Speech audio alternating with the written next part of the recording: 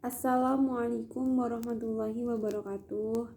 Nama saya Vina Kurniasih, NPM 1921020582, kelas K, jurusan Hukum Tata Negara, mata kuliah Filsafat Hukum Islam, Fakultas Syariah. Baik, di sini saya akan menyampaikan materi pertemuan ke-12, yaitu tentang bangunan hukum Islam di Indonesia. Bangunan hukum Islam di Indonesia. Divine law dan man-made law sebagai teori hukum. Hukum Islam dikategorikan sebagai divine law karena aturan-aturan yang ada di dalamnya dibuat langsung oleh Tuhan untuk mengatur kehidupan manusia di dunia.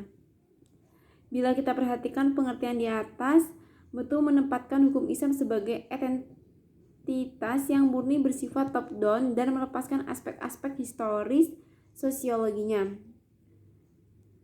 Sebagai yang dapat kita pahami pula dari kutipan di bawah ini, konsep hukum menurut usul fikih pada dasarnya terletak di atas pandangan bahwa hukum itu bersifat keagamaan.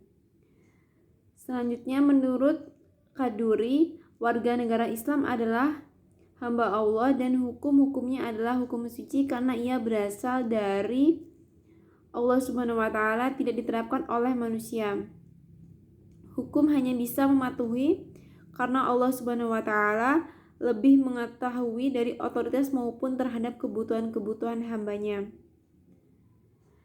Kemudian yaitu perkembangan hukum Islam di Indonesia.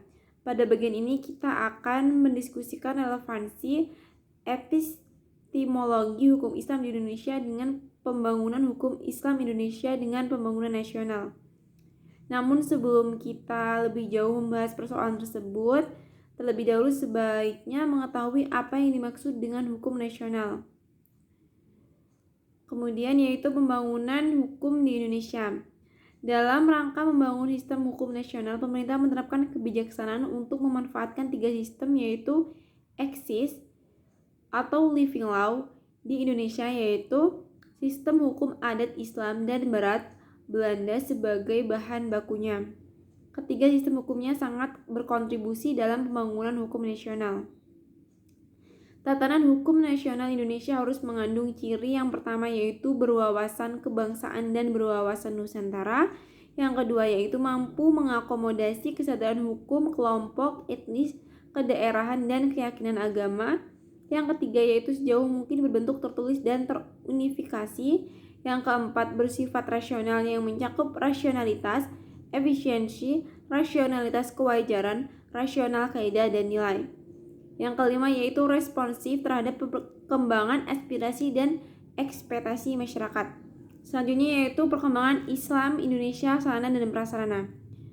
Kondisi seperti ini tidak semata-mata terjadi di Indonesia, tetapi terjadi pula di negara-negara berpenduduk muslim, baik yang memiliki konstitusi Islam maupun yang tidak memilikinya.